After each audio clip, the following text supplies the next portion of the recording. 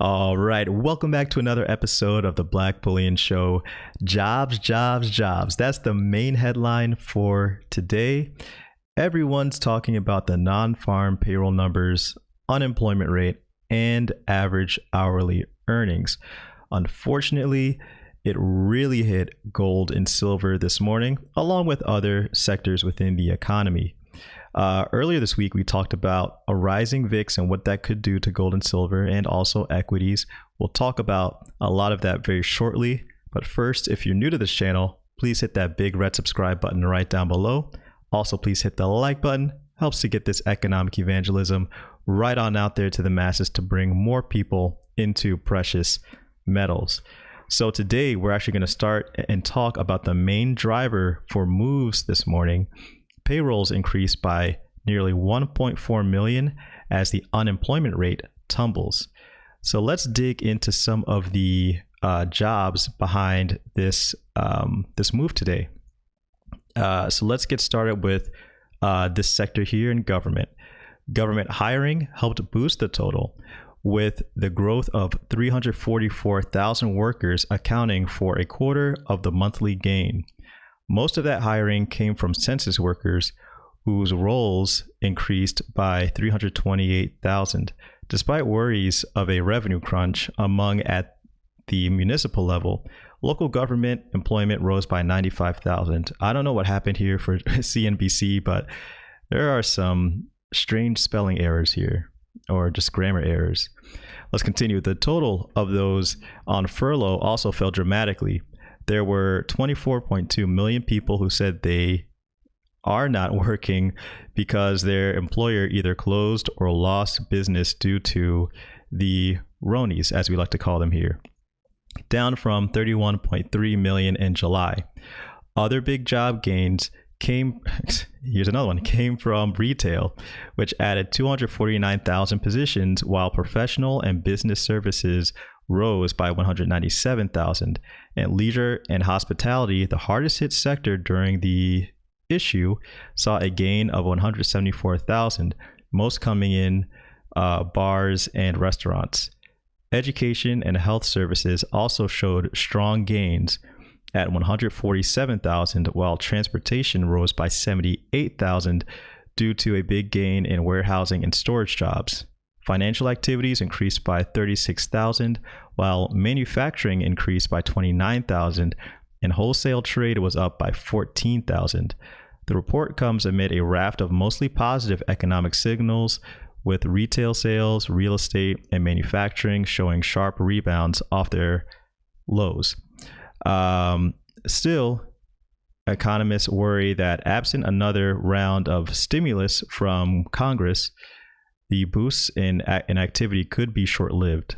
August job gains mean that more than half of those displaced during the issue are back at work. And still, if you take a look at the monthly job growth, we are still trending down.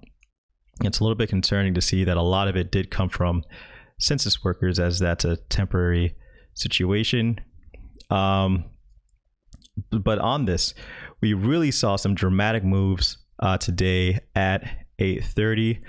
All across the board, pretty much. The 10-year yield rose from its low to mid 0.6s up to the mid to high 0.6s, and not too far behind them, we also had the DXY.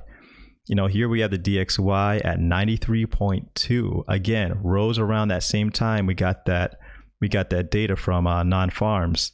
So of course, what we have to expect from Old Yella and the White Knight, unfortunately. Blood in the streets continues. Now, for those of you who have been eyeing gold and silver, this is probably your favorite week, honestly. Like, you must be ecstatic because you can finally get these guys at lower prices than you could have in previous weeks. Between the two, silver is still holding on pretty decently. Gold is, kind of struggling. Even after the 8:30 news, gold popped up a little bit, but silver popped up quite a bit, but again, dropped very dramatically. Now, when it comes to gold and silver, we should have known that this was going to happen, because we knew we were going to have a lot of volatility this week, crazy price swings, all that. Earlier this week, I asked you guys what you thought about, what a rising VIX would do to the markets.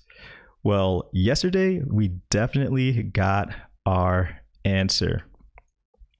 So last we checked, the VIX was around 26, and that's when the last time that I spoke about it on this channel. And then it ran up yesterday. Take a look here. This is the pre-market on Thursday, and then right at the opening bell, 9:30 a.m., we got up to 27.75, and it just kept climbing up and getting as high as 35.75 yesterday. Now the VIX is was beginning to come down a little bit, but now it looks like it's back up 35.44. So it's volatility is still somewhat high, something that we need to be keeping an eye on today. Now we'll see how things shake out when it finally normalizes, but in addition to metals being hit by this, tech is also having a pretty rough day. So my question to you guys is, do you think next week will be better for gold and silver? Also, did you take advantage of the down days that we had this week in gold and silver? What did you buy, if you did buy? Now, I actually did get some silver this week, and well, you know what? I'll actually talk about that tomorrow. So stay tuned for that by subscribing to the channel and also clicking that like button so you can stay abreast of all of that. So everyone, that was your Friday. Thanks again for watching. It's Black Bullion.